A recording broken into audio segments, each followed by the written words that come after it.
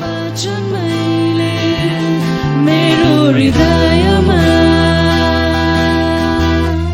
सुरक्षित राखेको छु।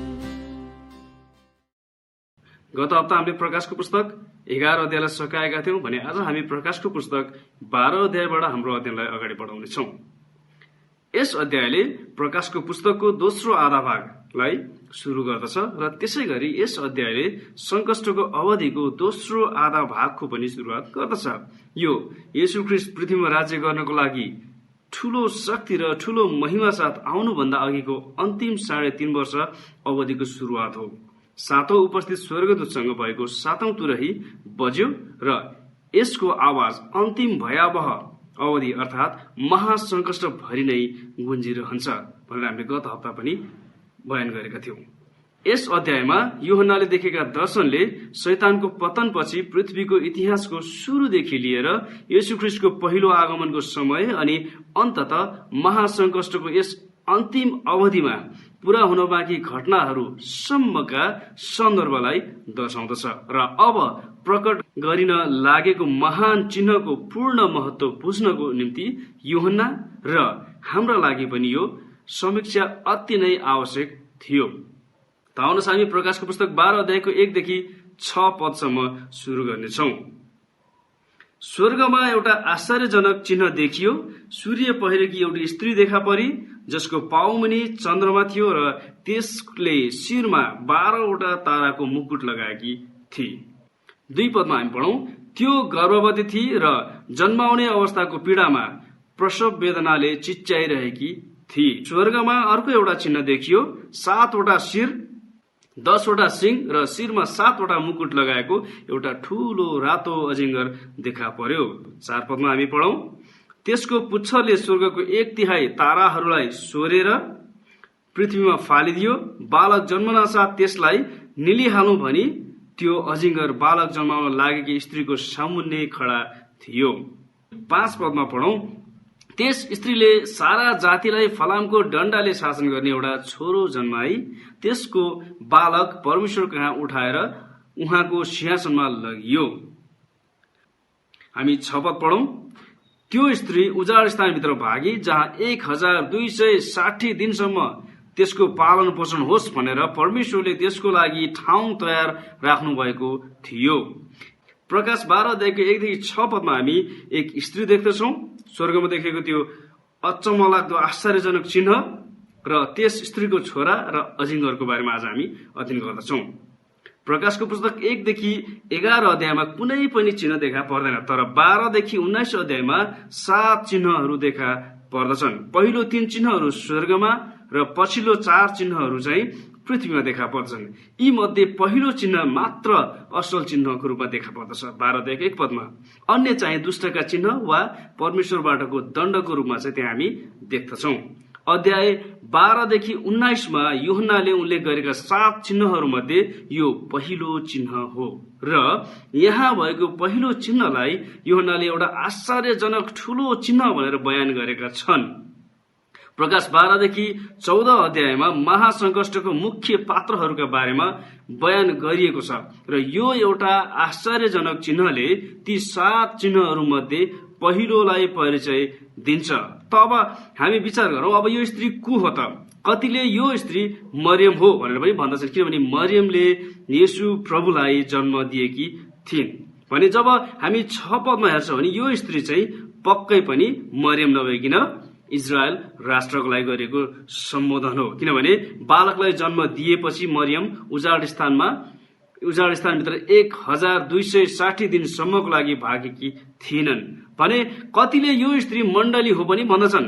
मण्डलीले ख्रीष्ट येशूलाई जन्म दिएको होइन, तर ख्रीष्ट येशूले चाहिँ मण्डलीलाई जन्म दिनुभएको, अर्थात ख्रीष्ट येशूले चाहिँ मण्डलीको सुरुवात गर्नुभएको। मण्डलीलाई ख्रीष्टको दुलही पनि भनिएको छ। दोस्रो कोरिन्थीको पुस्तक 11 अध्यायको 2 पद अनि प्रकाशको पुस्तक 19 अध्यायको 7 देखि 9 पदमा अनि एफिसीमा पनि हामी हेर्छौं भने मण्डलीलाई ख्रीष्टको दुलही पनि भनेर सम्बोधन गरेको छ। त्यसैले यो स्त्री मण्डली पनि होइन। यस स्त्रीले इजरायल राष्ट्रलाई प्रतिनिधित्व गर्दछ। प्रकाश 12 अध्यायको बाँकी भागको सन्दर्भले प्रष्ट रूपमा हामीलाई बताउँदछ कि यो स्त्री इजरायल राष्ट्रको लागि गरिएको एक संकेत हो। सूर्य पहिरेकी एउटी स्त्री देखा परी जसको पाउमुनि चन्द्रमा थियो र त्यसले शिरमा 12वटा ताराको मुकुट लगाएकी थिए। यूहन्नाले यहाँ एउटा आश्चर्यजनक चिन्ह भनेर प्रष्टसँग बताएका छन्। त्यसैले हामी यो स्त्री पृथ्वीमा शाब्दिक रूपमै देखा पर्ने भनेर आशा गर्न सक्दैनौं। परमेश्वरले यस चिन्हद्वारा केही अन्य कुरा बताउन चाहनुहुन्छ। प्रकाशको पुस्तकमा स्त्रीले धार्मिक प्रणालीलाई प्रतिनिधित्व गरेको पनि हामी पाउँदछौं। जब हामी 2 अध्यायको 20 पदमा हेर्छौं भने त्यहाँ इजेबेल भन्ने एउटा स्त्रीको बारेमा बयान गरेको छ, जसलाई चाहिँ झुटो शिक्षालाई फैलाउने एक धार्मिक प्रणालीको रूपमा चाहिँ त्यहाँनिर सन्दर्भ गाँसिएको हामी देख्दछौं। भने जब 17 अध्यायको 2 पदमा हेर्छौं भने झुटो धर्मसँग सम्बन्धित महावेश्या भनेर पनि त्यहाँनिर सम्बोधन गरेको हामी पाउँदछौं। र जसै 19 अध्यायको 7 पदमा हामी हेर्छौं मण्डलीलाई ख्रीष्ट येशूको दुलहीको रूपमा चाहिँ त्यहाँ सम्बोधन गरिएको छ। पुरानो नियममा गरेको चित्रण अनुसार यो स्त्रीले इजरायल राष्ट्रलाई चित्रण गर्दछ। उत्पत्तिको पुस्तक 37 अध्यायको 9 देखि 11 पदमा हामी हेर्छौं भने सूर्यले याकुबलाई संकेत गर्दछ। यतिखेर राहेल मरिसकेकी थिइन्, याकुबको श्रीमती। त्यसले गर्दाखेरि चन्द्रमा भन्नाले उनको श्रीमती लेहालाई संकेत गर्दछ भने बाँकी 12 ताराहरूले याकुब अर्थात इजरायलका 12 छोराहरूलाई संकेत गर्दछ। र यस दर्शनमा योसेफ पनि इजरायलका अन्य कुलहरूमध्ये एक छन्। याकुबलाई परमेश्वरले इजरायल नाम दिनुभएको थियो जब उनले रातभरि परमेश्वरसँग कुस्ती खेले। त्यस पछाडि परमेश्वरले उनलाई उनको नाम परिवर्तन गरेर इजरायल भनिदिनु भएको थियो र उनकै नामबाट इजरायल राष्ट्रको उत्पत्ति भएको हामी देख्दछौं। पछि गएर इजरायल नाम हुन आयो। पद 1 मा उल्लेख भएकी यो स्त्रीले सूर्य चन्द्रसँगै मुकुट पहिरेकी छ। परमेश्वरले इजरायल राष्ट्रलाई गर्नुभएको सुरुको प्रतीकात्मक प्रतिनिधित्वहरू मध्ये यो एक चित्रण हो। 2 पदमा हामी पढौं, त्यो गर्भवती थिए र जन्माउने अवस्थाको पीडामा प्रसव वेदनाले चिच्याइरहेकी थिए। पुरानो नियममा इजरायललाई धेरै पटक प्रसव वेदनामा परेकी स्त्रीको रूपमा प्रतीकात्मक ढंगले उल्लेख गरिएको छ।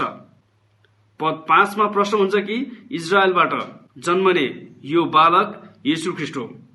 यहाँ उल्लेख गरिएको प्रसव वेदनाको पीडाले येशू ख्रीष्ट जन्मने बेला इजरायलमाथि रोमले गरेको कब्जा र दमनका अवस्थालाई बताउँदछ। हामी 3 र 4 पदमा हेर्छौं, यहाँ अजिङ्गरको बारेमा उल्लेख गरेको हामी पाउँदछौं। अनि स्वर्गमा अर्को एउटा चिन्ह देखियो, 7वटा शिर, 10वटा सिंह र शिरमा 7वटा मुकुट लगाएको एउटा ठूलो रातो अजिङ्गर देखा पर्यो। 4 पदमा हामी पढौं, त्यसको पुच्छरले स्वर्गको 1/3 ताराहरूलाई सोरेर पृथ्वीमा फालिदियो। बालक जन्मनासाथ त्यसलाई निलिहाल्नु भनी त्यो अजिङ्गर बालक जन्माउन लागेकी स्त्रीको सामुन्ने खडा थियो। यूहन्नाले देखेका दोस्रो चिन्ह 12 अध्यायको 3 पदमा हामी हेर्छौं भने अजिङ्गर थियो, जसलाई परमेश्वरले 9 पदमा त्यो प्राचीन सर्प जो सारा संसारलाई बहकाउने दियाबलस वा शैतान हो भनेर त्यहाँनिर उल्लेख गर्नुभएको हामी पाउँदछौं। भने फेरि 20 अध्यायको जब 2 पदमा हेर्छौं, त्यो अजिङ्गर त्यो प्राचीन सर्प जो दियाबलस वा शैतान हो भनेर शैतानको चिनारी परमेश्वर दिनुहुन्छ। यो अजिङ्गर शैतान हो। एफिसी 2 अध्यायको जब 2 पदमा हामी हेर्छौं अनि प्रेरित पावलले शैतानलाई आकाशको शक्तिको मालिक भनेर सम्बोधन गर्दछन्। भने प्रभु येशूले यूहन्नाको सुसमाचारमा शैतानलाई 3 पटक संसारको शासक भन्नुभएको हामी पाउँदछौं। अब यो अजिङ्गर नयाँ नियममा प्रकाशको पुस्तकमा मात्रै 12 पटक देखा पर्दछ र हरेक पटक यसले शैतानलाई नै उल्लेख गर्दछ। अजिङ्गरले एक शक्तिशाली, आक्रामक, घातक दुश्मनलाई प्रतिनिधित्व गर्दछ। त्यस अजिङ्गरको रातो रङले रक्तपातलाई संकेत गर्दछ। शैतानले कसैको पनि भलाइ गर्दैन। ऊ आफै त परमेश्वरको क्रोध र न्यायबाट उम्कन सक्दैन भनी उसलाई प्रष्टसँग थाहा छ। त्यसैले उसको लक्ष्य भनेकै सबैलाई आफूसँगै अनन्तको लागि अग्निकुण्डमा नाश गर्नु हो। अब यहाँ यस अजिङ्गरको 7वटा शिर छ। 7वटा शिरले सम्भवतः 7 राष्ट्रहरू र 10वटा सिंहले 10 शासकहरूलाई प्रतिनिधित्व गर्दछ। प्रकाशको पुस्तक 13 अध्यायको जब 1 पदमा हामी हेर्छौं, त्यहाँ दिएको यस्तै प्रकारको बयान र दानियलको पुस्तक 7 अध्यायको 7 देखि 8 पद अनि 2 पदमा भएको समानान्तर सन्दर्भले यो कुरा प्रष्ट हुँदछ कि यसले भविष्यमा पुनर्जीवित हुने रोमी साम्राज्यलाई दृश्यमा ल्याउँदछ। दानियल 7 अध्यायको 8 पदमा 7 शिर र 10 सिंहहरूले 10 राज्यहरूलाई उल्लेख गर्दछन् र ती मध्ये 3 राज्यहरूलाई सानो सिंहले वशमा पारेको थियो। दानियलको पुस्तकमा भएको भविष्यवाणी महासंघर्षको सन्दर्भ हो। दानियलको पुस्तकमा उल्लेख गरेको त्यो सानो सिंह ख्रीष्ट विरोधी हो। महासंकष्टको समयमा 10 राजाहरूले त्यस अजिङ्गर अर्थात शैतानको अधीनमा शासन गर्नेछन्, तर तिनीहरूका बीचबाट जब ख्रीष्ट विरोधी मुख्य शासक भएर माथि उठ्नेछ तब उसले तिनीहरूमध्ये 3 शासकहरूलाई आफ्नो वशमा पार्नेछ र 7 शासकहरू मात्र बाँकी रहनेछन्। जब दानियलको पुस्तक 7 अध्यायको 24 पदमा हामी हेर्छौं भने त्यहाँ यसरी लेखेको हामी पाउँदछौं, 10 सिंहहरू त्यस राज्यबाट आउने राजाहरू हुन्। त्यसपछि पहिलेको भन्दा फरक अर्को राजा खडा हुनेछ, उसले 3 राजाहरूलाई दबाउनेछ भनेर अन्त्यको दिनको विषयमा लेखिएको हामी पाउँदछौं भने दानियलको पुस्तक जब 2 अध्यायको 41 पदमा हेर्छौं भने त्यो शालिगको खुट्टाको 10 औंलाहरूको समय भनेर पनि हामी महासंघर्षको समयलाई बुझ्न सक्छौं।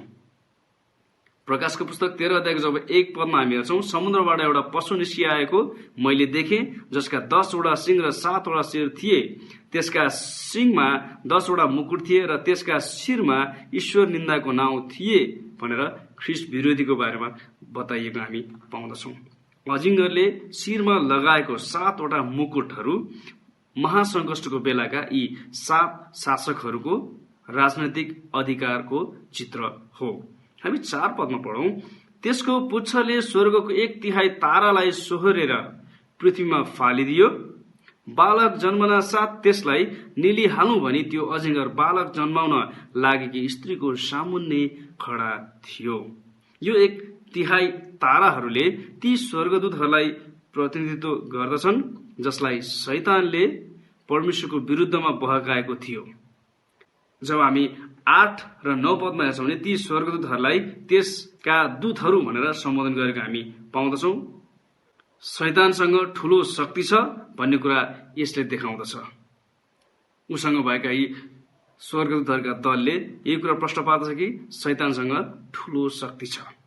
परमेश्वरले शैतानसँग यी पतित स्वर्गदूतहरूलाई स्वर्गबाट पृथ्वीमा फालिदिनु भएको थियो।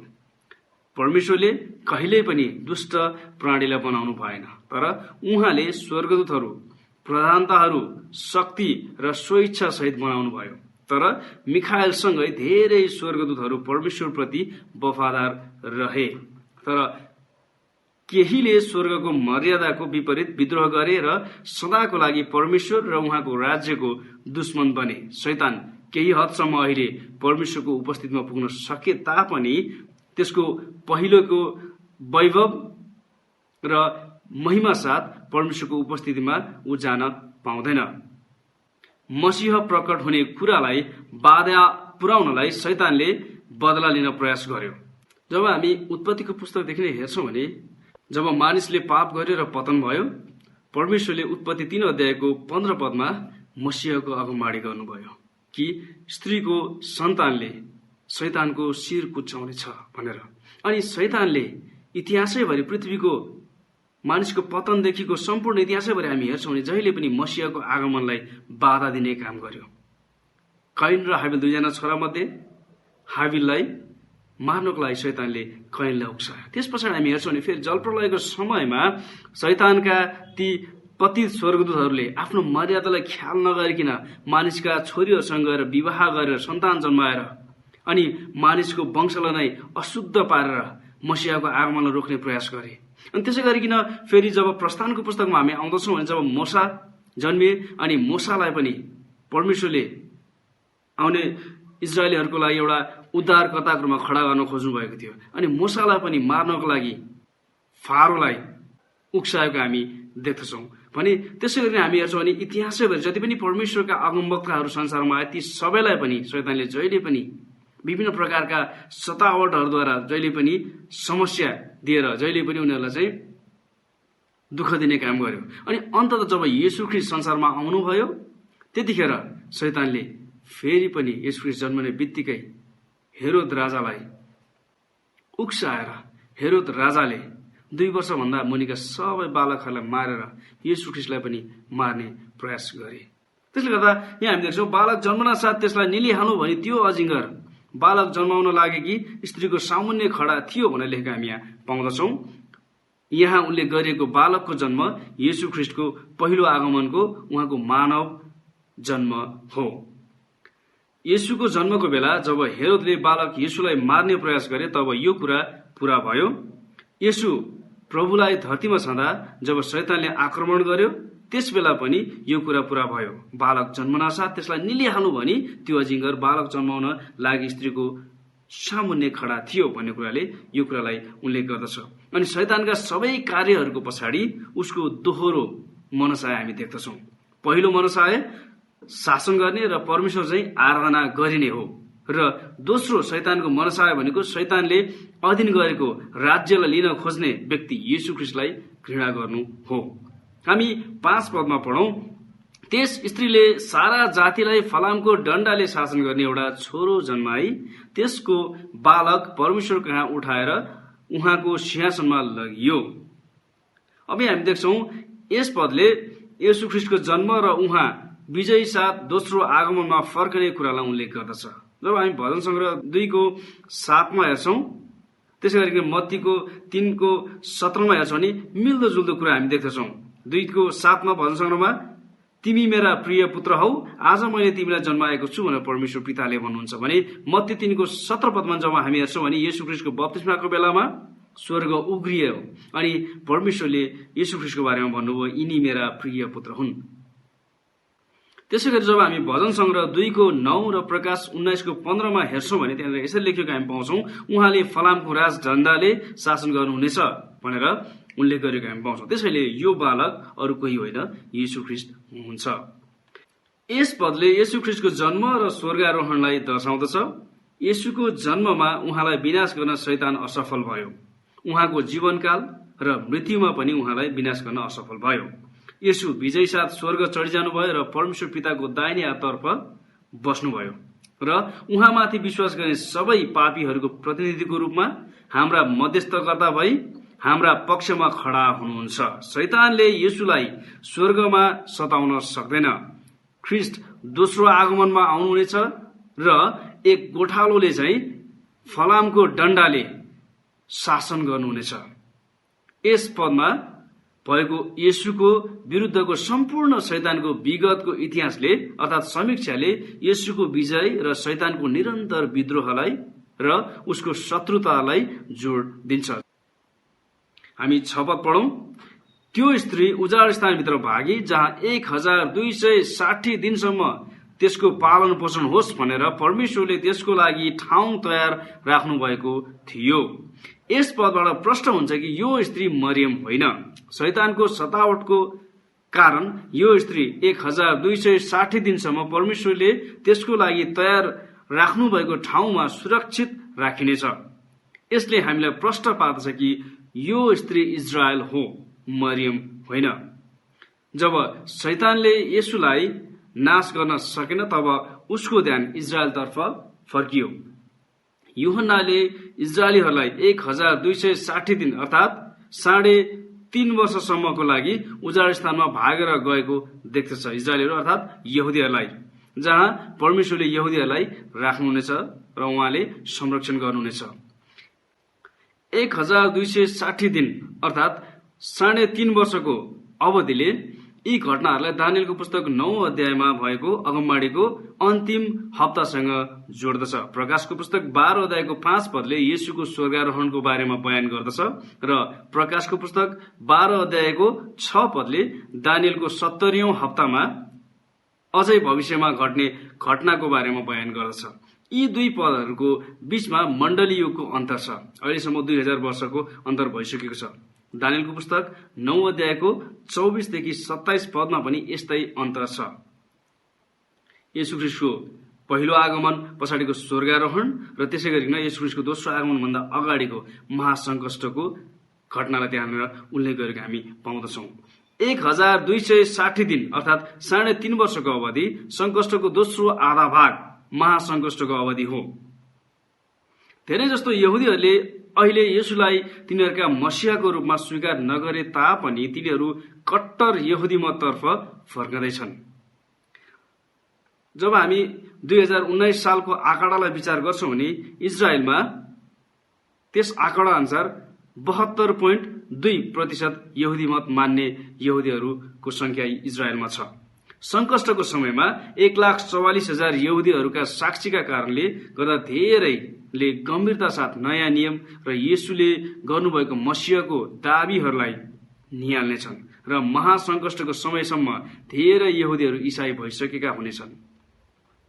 त्यस समयमा एक्कासी इजरायलीहरूसँगको करार भंगले गर्दा निश्चय नै त्यस पशु अर्थात् ख्रीष्ट विरोधीको विरुद्धमा यहुदीहरूमा तीव्र क्रोध उत्पन्न गराउनेछ।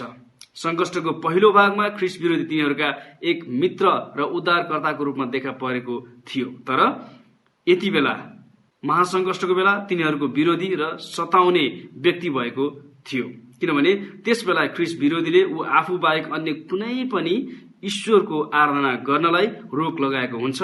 ईसाई र कट्टर यहुदी दुवैलाई आफ्नो विश्वास त्यागेर उसलाई मात्रै आराधना गर्न र उप्रति मात्रै वफादार हुनको लागि ख्रीष्ट विरोधीले माग गर्नेछ, तर तिनीहरूले त्यसो गर्न इन्कार गर्नेछन्।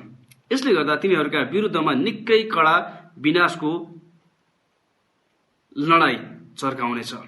महासंकष्ट अर्थात् ख्रीष्ट विरोधीको सतावट यहुदीहरूका लागि मात्र नभई ख्रीष्ट विरोधीलाई इन्कार गर्ने र येशू ख्रीष्टलाई पछ्याउने सबैका विरुद्धमा हुनेछ। येशूले पहिले नै चेतावनी दिइसक्नु भएको थियो कि यसकारण जब तिमीहरूले दानिएल अगमवक्ताद्वारा बोलिएको विनाशकारी घृणित थोक पवित्र स्थानमा खडा भएको देखौला, तब यहुदियामा हुनेहरू पहाडतिर भागुन्, किनकि त्यस बेला यस्तो महासंकष्ट हुनेछ जो जगतको सुरुदेखि अहिलेसम्म भएको छैन, न त फेरि कहिल्यै हुनेछ भनेर मत्तीको पुस्तक 24 अध्यायको 15 देखि 21 मा, त्यसै गरिकन मर्कुसको 13 अध्याय अनि लुकाको पुस्तक 21 अध्यायमा पनि लेखेको हामी पाउँदछौँ। येशूले भन्नुभएको पहाड पक्कै पनि प्रकाशको पुस्तक 12 अध्यायको 6 पदमा भनेको उजाड स्थान हो। परमेश्वरले त्यस स्त्री अर्थात् यहुदीहरूको लागि तयार गरिराख्नु भएको ठाउँ उजाड स्थान हो।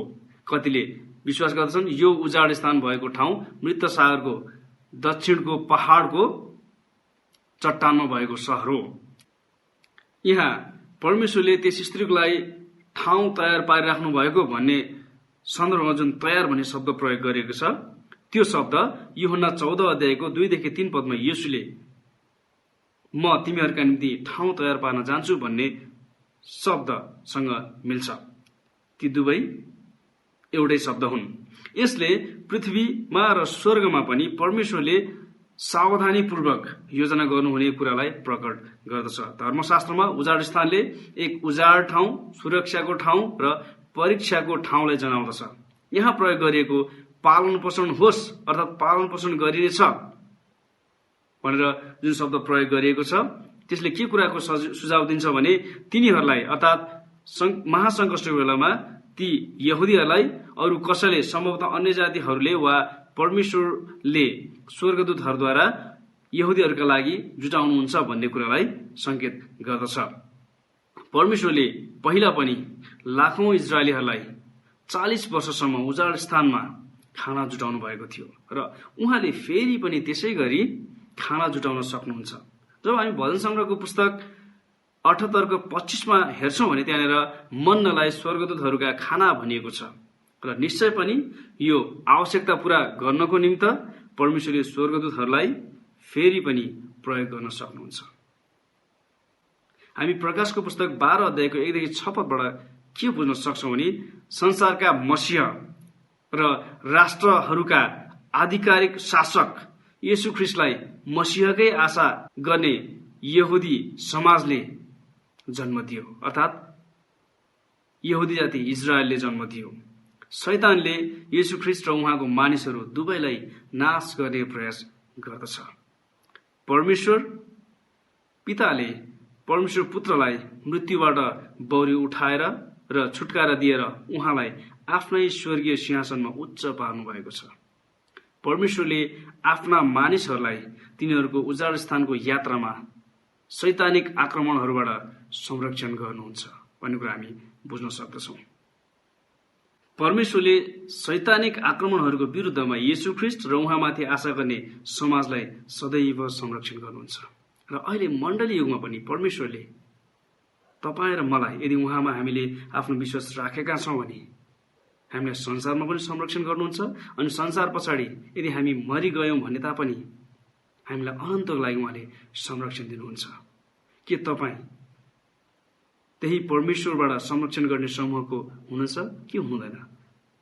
विचार गर्नुहोस्। यदि तपाईँले अहिलेसम्म पनि प्रभु येशू ख्रीष्टलाई आफ्नो प्रभु र मुक्तिदाता भनेर स्वीकार गर्नुभएको छैन भने प्रिय मित्र, म तपाईँलाई आह्वान गर्न चाहन्छु, उहाँलाई आफ्नो हृदयमा निम्ताउनुहोस् र उहाँबाटको यस संसारमा पनि आशिषको महसुस गर्नुहोस्, संरक्षणको महसुस गर्नुहोस् र अनन्तताको लागि पनि परमेश्वरले तपाईँको आत्मालाई बचाउनुहुनेछ र तपाईँलाई अनन्त जीवन दिनुहुनेछ भन्दै आजको अध्ययनलाई म यही राख्न चाहन्छु। आउने तपाईँ फेरि पनि प्रकाशको पुस्तक 12 अध्यायको 7 पदबाट अगाडि हामी अध्ययन गर्दै जानेछौँ। अहिले म बिदा हुन चाहन्छु। धन्यवाद। जय मसीह। तपाईको वचन मैले मेरो हृदय